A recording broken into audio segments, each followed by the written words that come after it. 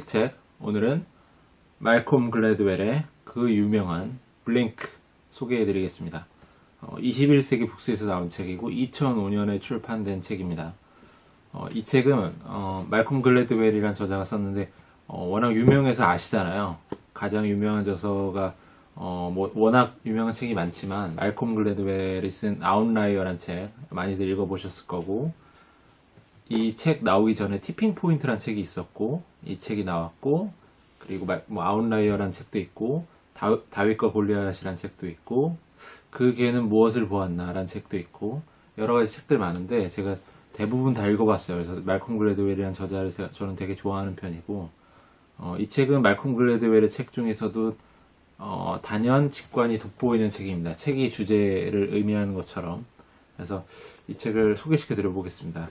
저자는 말콤 글래드웰이라는 분인데 1996년부터 뉴요커의 기고 작가로 일해오셨던 분이고, 2005년에는 타임이 선정한 가장 영향력 있는 100인에 뽑혔고, 저서 티핑 포인트와 블링크 등 아무튼 여러 가지 것들이 다 세계적인 베스트셀러였고, 87년부터 96년까지 워싱턴 포스트의 경제부 과학부 기자, 뉴욕 지부장을 지내신 분입니다.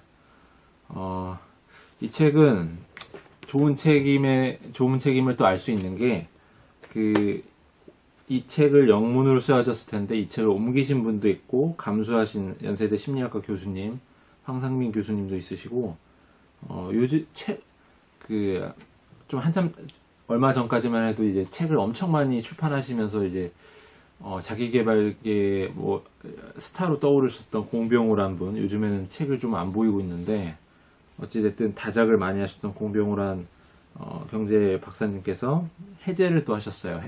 이 해제라는 거는 뭔가 이 책을 읽고 이 책을 좀 설명하는 그런 글이나 어떤 것들을 좀 이 책에 실어놓으면 해제라고 많이 해서 이제 풀이를 했다는 느낌으로 해서 달아놓거든요. 그래서 옮기신 분도 있고 감수를 해주신 분도 있고 해제를 하신 분까지 있는 그런 책입니다.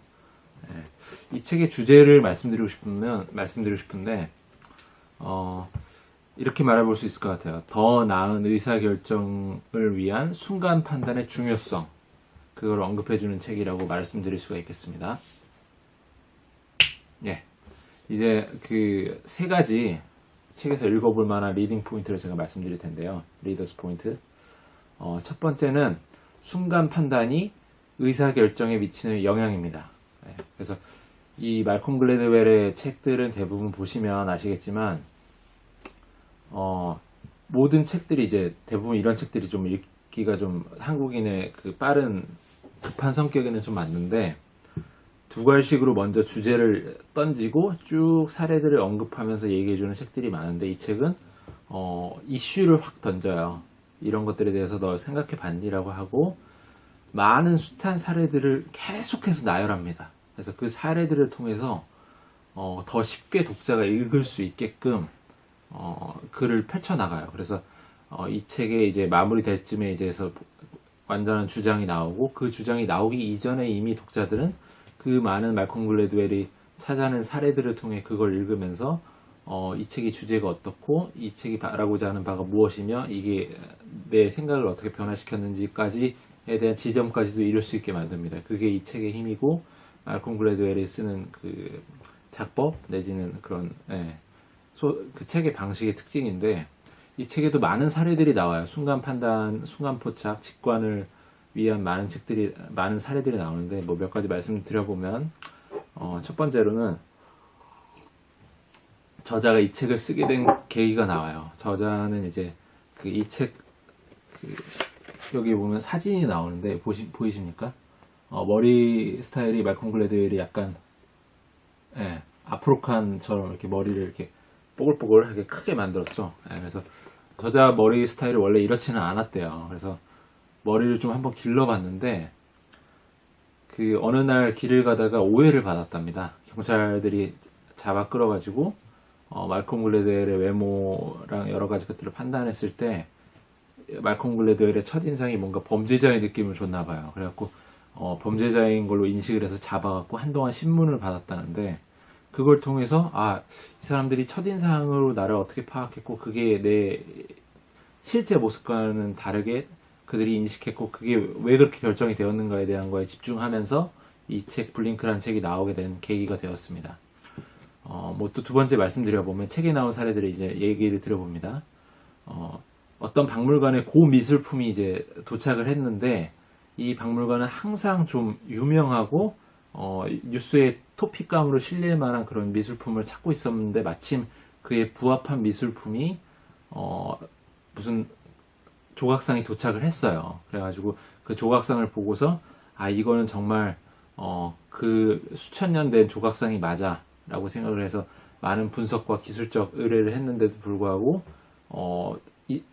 그 조각상이 진짜 진품으로 생각을 하고 있었던 찰나에 몇몇 전문가들이 그 조각상을 보고서 첫인상, 첫 느낌에 아 이거는 진품이 아니야 라고 판단했다는 거죠. 그러니까 두 개의 의견이 대립됐어요. 하나는 이제 기술적으로 그리고 과학적으로 분석을 해서 이 조각상은 진짜 오래된 그런 고미술품이 맞다라는 얘기랑 하나는 전문가들이 실제로 뭔가 분석적인 거는 하나도 없이 직관과 첫인상을 통해서 이 미술품은 진짜가 아니야 라는 생각이 나왔는데 이게 배치됐다는 거죠. 근데 결국엔 이제 진짜가 아닌 걸로 판명돼서 분석적 기술보다 직관이 더 우세했다라는 얘기가 나오고 있고 두 번째는 세 번째죠. 세 번째는 이제 어떤 이제 전문가가 나오는데 대화를 분석하는 전문가예요. 표정을 분석하고 대화를 분석하는 전문가인데 이 전문가가 15분간 어떤 부부가 얘기하고 하는 대화 장면을 분석해서 이 부부가 나중에 몇 년,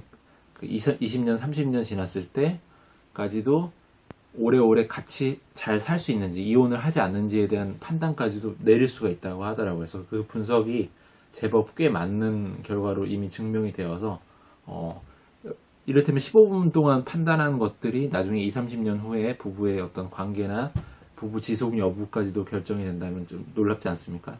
예. 그리고 네 번째는 또 이런 얘기가 나와요.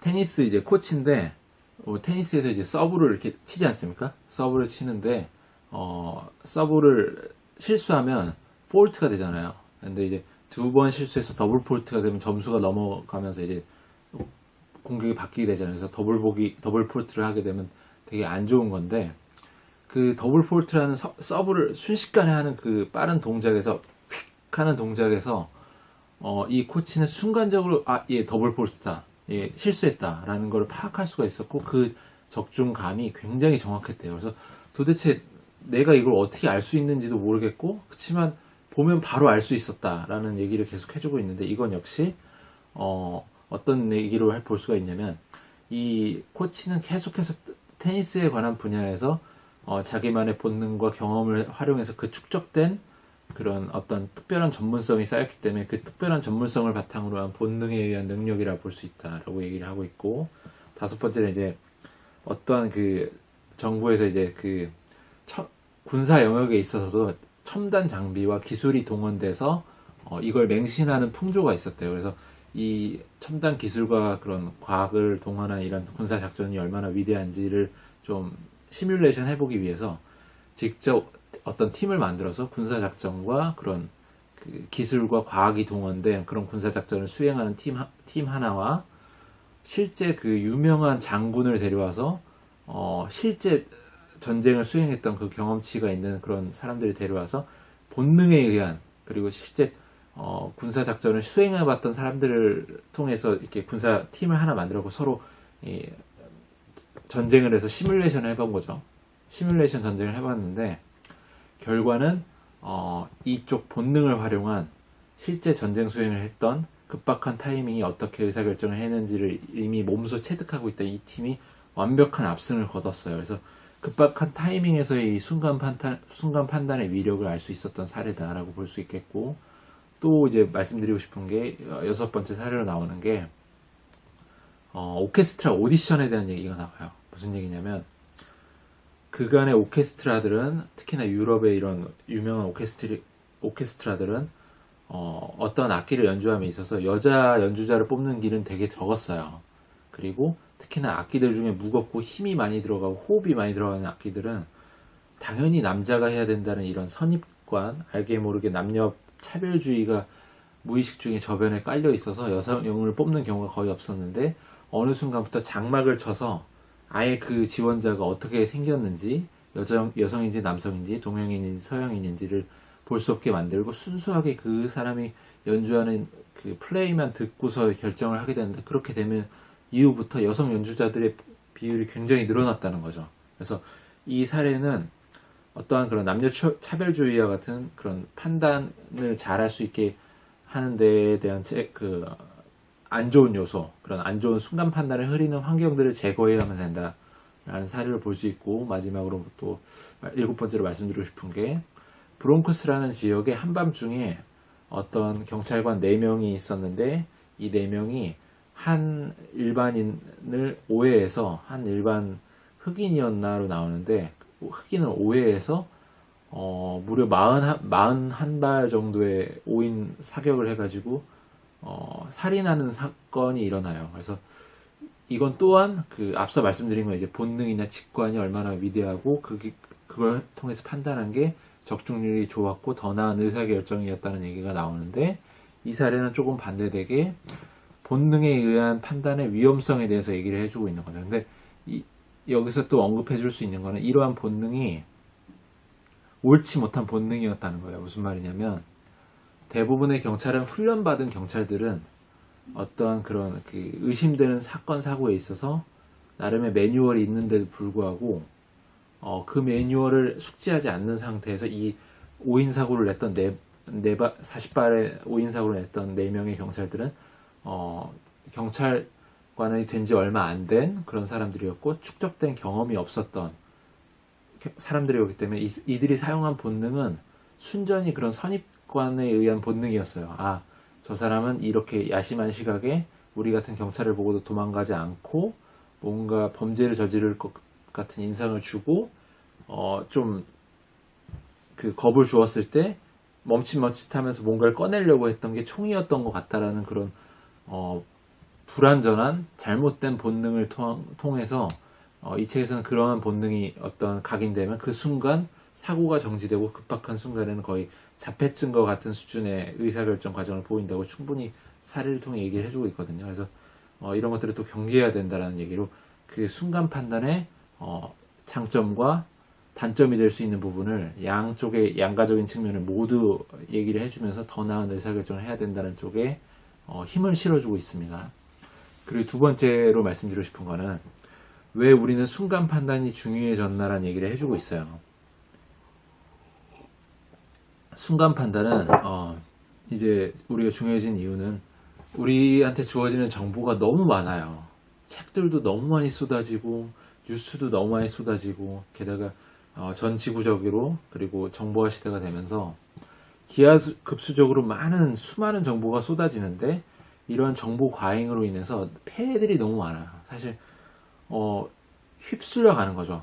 내가 어디에 서 있는지도 잘 모를 정도로 이런 정보들이 휩쓸려 나가고 있어요. 그래서 그런 정보들을 통한 폐해들을 언급해 주고 있고 이런 것들이 이제 더 나은 의사결정에 반대되는 요소로 부정적인 요소로 작용한다는 얘기를 해주고 있고 그래서 중요해지는 게 있어요. 이른바 미니멀리즘이라는 건데 이 책에서는 그런 부분은 미니멀리즘에 대한 얘기는 해주지 않았는데 제가 평소에 많이 생각했던 부분입니다. 이런 미니멀리즘이라는 거는 너무 많은 정보 과잉의 시대에 오히려 더 작게 시작하고 포기해야 되고 하지 말아야 할 것들에 대해서 그런 것들이 더 중요하고 포기에 대한 부분이 더 중요해지고 어떠한 직관에 대한 부분이 더 중요해진다는 얘기를 말씀을 드리고 싶어요. 그래서 이렇게 정보 과잉이 많고 해야 될 것들이 많고 알아야 될 것들이 많은 시대에는 내가 할 수 있는 수천 가지 것들을 생각해 보는 것도 중요하겠지만 이 수천 가지의 것들을 대부분 다 제거해서 몇 가지 것들로 축약해서 이것들에 집중하는 게 중요해요. 선택과 집중인데 이른바. 그래서 더 원싱이라는 책도 되게 유명해졌었고요. 그래서 오히려 이렇게 많은 정보와 할 것들이 많아지는 세상에서는 내가 포기하고 하지 말아야 될 것들을 솎아내는 게 훨씬 중요할 수 있습니다. 그 과정을 통해서 진정으로 내게 인생에 중요한 것들이 오히려 부상될 수 있거든요. 내가 할 수 있는 것들이 100가지면 나머지 99가지를 쳐내고 정말 중요한, 그래서 당신에게 제일 중요한 것이 하나가 무엇인가라는 걸 솎아내는 그것이 중요하다는 거죠. 그건 역시 직관을 통해 알 수 있는 부분도 또 많다는 얘기를 통해 그 말씀을 드리고 싶은 거고요. 세 번째는 마지막으로 이제 말씀드리고 싶은 게, 어떻게 하면 그럼 이제 순간 판단을 잘할 수 있느냐에 대한 부분이에요. 주위 환경의 산물이라는 개방적인 사고가 일단은 필요해요. 그래야지만 순간 판단을 조금 더 잘할 수 있고, 우리의 행동이 우리의 의지로 비롯되는 것들도 있지만 우리의 의지가 아닌 환경을 통해서 영향을 받는, 예를 들면 우리나라 사람들이 남들을 많이 따라하려고 하고 중간이 되려 하고 남들을 의식하고 하는 것들이 다 환경에 의해서 뭔가 우리 행동이 결정된다는 거에 대한 사례로 볼 수도 있거든요. 그래서 그걸 말씀드리고 싶고, 두 번째는 판단에 필요한 경험치를 증가시켜야 돼요. 그러니까 정보를 축적해서 이러한 축적된 정보를 바탕으로 한 경험을 반복해서 사용하고, 그런 반복된 사용을 통한 본능을 강화시켜야 된다는 거죠. 그래서 사례로 드는 게 축구 선수를 예를 들 수 있어요. 예를 들면 축구 선수가 순간적으로 공이 나한테 오고 이 공을 어떻게 처리해야 될 것 같고, 운동장 안에 지금 내 팀이 어떻게 배치되어 있고 어떻게 이 공을 어디로 보내야 될 것인가라는 이런 모든 판단이 정말 순간적으로 일어나잖아요. 그런 순간적인 판단에 의한 경험치를 쌓아서 이것이 본능적으로 무의식의 영역으로 도달할 수 있게끔 만드는 그런 훈련이 되게 중요하다라는 것이죠. 예를 들면 아까 말씀드렸던 테니스 코치가 테니스 선수가 더블 폴트 서브를 실수하는 것을 본능적으로 알 수 있었잖아요. 그래서 그런 본능적인 판단은 경험에 의해서 나오는 겁니다. 그래서 그런 경험을 쌓는 것이 중요하다는 말씀을 드리고 싶고, 마지막으로 이제 본능을 활용하라는 건데, 잘못된 본능 활용의 사례로 아까 그 경찰이 48이나 오발했던 얘기를 말씀드렸잖아요. 그런 본능이 아닌 경험치를 바탕으로 해서 더 나은 판단을 했었던, 더 나은 본능을 활용해서 그런 좋은 판단을 했었던 그런 판단에 의한, 좋은 경험에 의한 축적된 본능을 활용해야 된다는 거예요. 그래서 상황을 순간 파악하고 내 안에 떠오르는 본능을 자주 사용해 보면서 그 본능을 통해서 더 나은 의사결정을 해야 된다는 거죠. 예를 들면 또 말씀드리면, 아까 그 미술품을 보고 미술 전문가들이 순간적으로 많은 미술품을 봐왔을 거 아니에요, 그간에. 그래서 그 많은 미술품을 봐오면서 순간적으로 파악했던 그런 경험들이 어떻게 진짜였었던지 아니었던지를 판단했던 그런 경험들이 쌓여서 이 미술품을 보자마자 알 수 있었던 거죠.